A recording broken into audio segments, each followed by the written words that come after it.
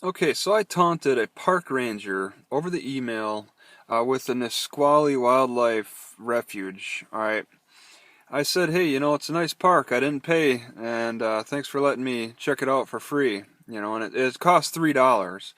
But the reason I taunted them because they responded back. I originally, before I went to the park, I asked, hey, in an email, I went to their website, looked around to see if it cost anything, couldn't find anything.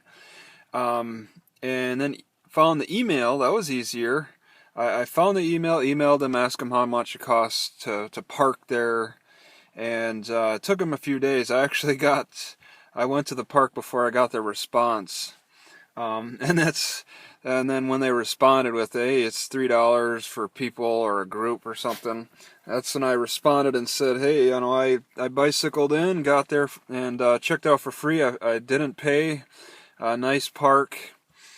It just, I kind of taunted them in a way because it feels like it's taunting to me when I look on their websites or any reference to them and don't see any price. I don't see any fees. I want to see that stuff right up front, and they don't do that. That's, in a way, for me, their way of taunting me as somebody who's interested in checking it out. They don't put the price until you are there. All right, it's like a trap. And it really bothers me that a lot of parks do that. A lot of parks, the Discovery parks, just regular parks, theme parks, whatever. They just don't put that price up right away. If they're going to charge, they should advertise it right away. I should see it on Google Maps.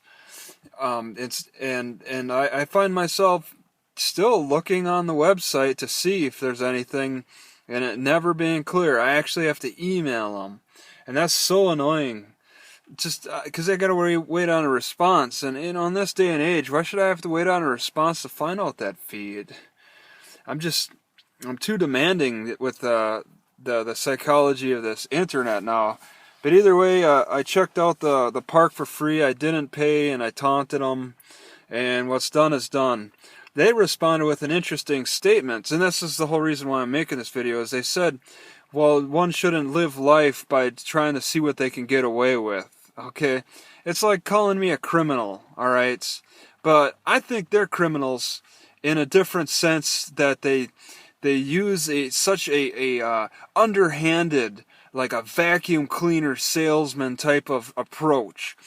What they do with vacuum cleaner salespeople is they go into the home, call them disgusting pigs, point out where all their dirt is and how nasty they're living. Then all of a sudden bring out this magnificent machine. Look at this. We got the only solution to help you overcome your piggish ways. And then hit them with the price. All right. And that's what happens a lot with parks. It's a strategy. It's a marketing strategy that it's learned possibly in school. I don't know. It's definitely a technique that you find with the vacuum cleaner salespeople. So it's and knives too, and whatever, anything that you're selling. I remember knives. With Cutco, you tell them, hey, your knives are too dull. You're putting yourself at risk cutting with such dull knives because you're gonna force too hard and slip and then cut yourself. You have a sharp knife, then you're not gonna force so hard to cut through things, and not the slippage won't be as bad. Whatever. It's like the parks, these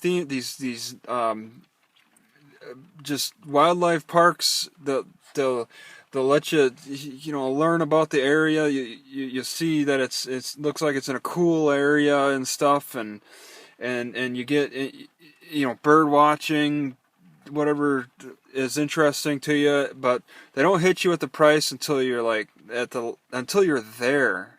All right, or if you email and wait a few days, if you got that kind of patience. Maybe that's my problem. I didn't have the patience to wait on the email response. But either way, call me a criminal. I call them criminals. All right. It goes both ways as far as I see. But we're talking about different classes. I'm a second-class citizen. They're first-class citizens who own the property. I'm just a visitor, pretty much.